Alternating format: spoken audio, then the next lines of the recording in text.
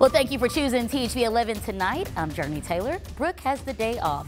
I hope you've been enjoying your Saturday so far. I'm joined here with meteorologist Nathan Scott, who's in for Simone today. And no, I promise this is not the noon show.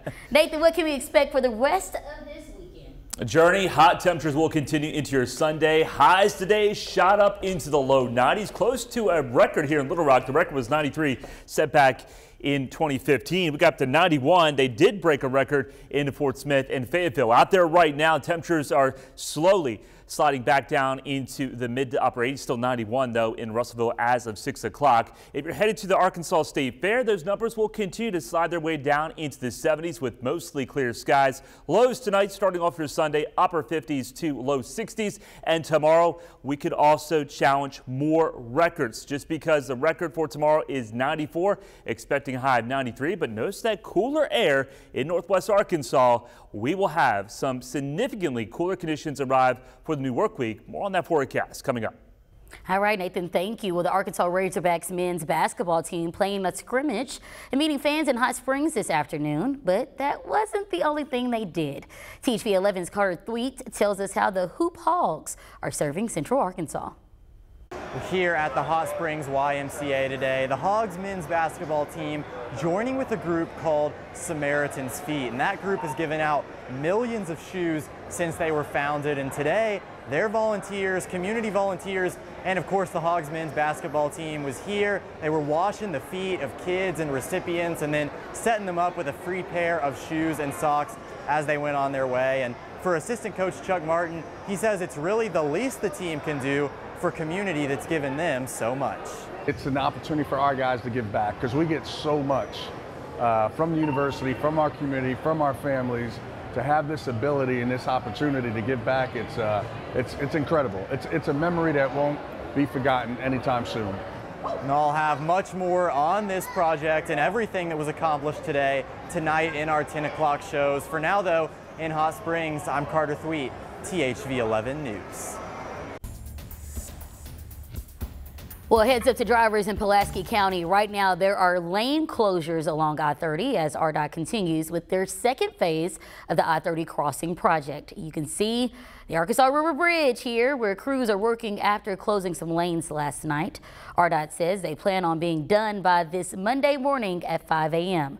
Again, this is the second of 3 phases that will shift traffic as workers put the finishing touches on the busy river crossing. The good news, all 6 new lanes on I-30 westbound or toward downtown will be open come Monday. RDOT is asking everyone to be careful and to pay close attention to all detours and lane splits. Earlier today, officials held a farewell ceremony for the former St. Joseph's Hospital. It was a chance for members of the Hot Springs Garland community to come together to celebrate and reflect on the hospital's impact on their lives.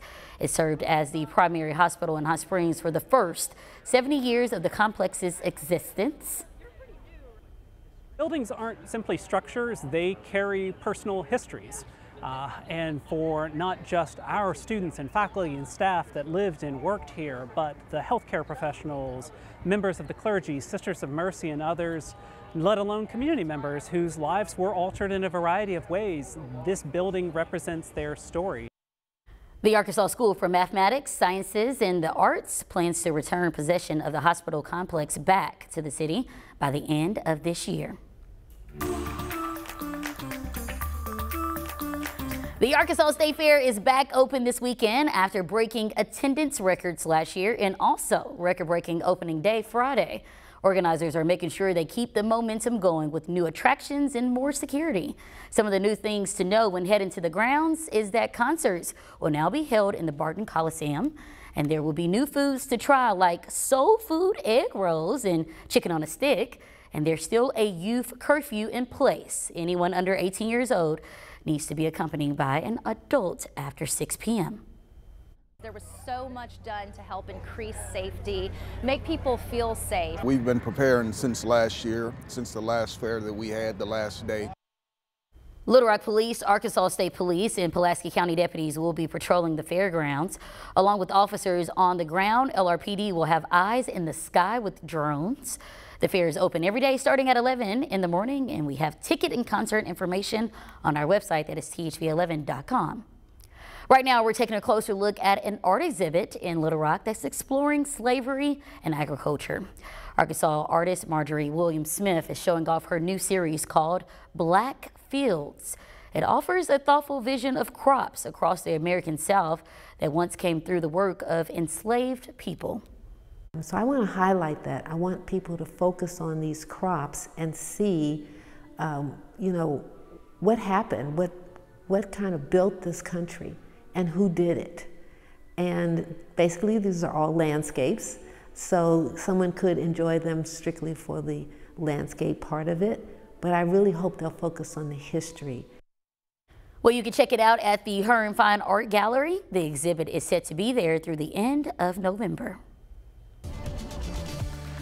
Central Arkansas meteorologist Nathan Scott in for meteorologist Simone Thomas. Out there this evening, we've got something cool to check out in the night sky. After the newscast, go outside, look off to the southwest and western parts of the sky. Low on the horizon, you'll see two objects. One, the brightest one will be Venus, but we have a comet that's taking place. Now, this is not going to move, but as we go into the next few days, it'll get higher and higher in the sky, but it will get dimmer, and it doesn't last very long before it sets. So from now until about 7:45, you'll have that opportunity to check out a comet once again over to the western part of the sky, and that'll stick around for the next several days. We need rain. Look at this, 15 days without a drop in the bucket here in Little Rock, and rain is not expected all the way through next weekend.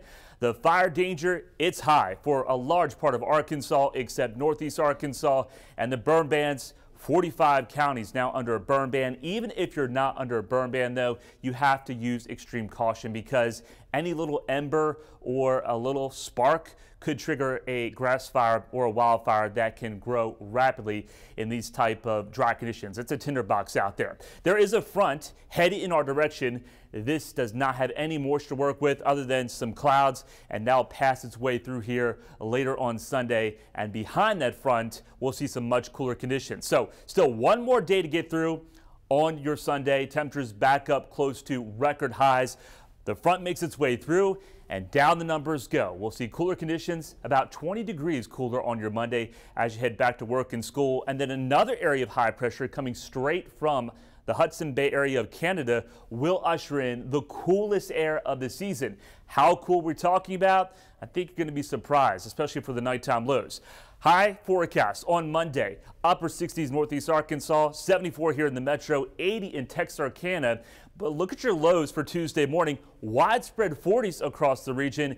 Even colder than that on Wednesday, 30s showing up. Russellville, Clinton, Batesville could be some areas of patchy frost, the first of the season into those colder valleys of the Ozarks. And then Thursday morning, I think that's going to be the coolest morning area-wide. There could be 30s all the way down into Arkadelphia, Pine Bluff, but certainly into north central Arkansas. So sweater weather and typical October-like weather will be arriving here. We just have one more day of really toasty temperatures to get through. 64 tonight with that comet again until about 7:45. 93 could be a record on your Sunday. And here's your 7-day forecast. Say goodbye to the 90s and hello to some really nice fall conditions. The only downside is the fire danger will continue to increase, especially on Tuesday, because there will be a breeze in place.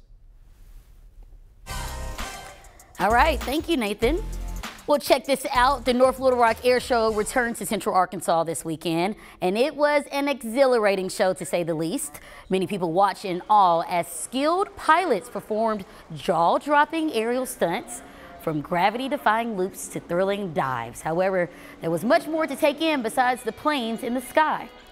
We've got tons of different static displays. We've got old warbirds, we've got Seabees, we've got your modern aircraft as well, Cessnas, a wide varieties, and we also have a car show and support from our C-130s and Army helicopters here on Camp Robinson and Little Rock Air Force Base.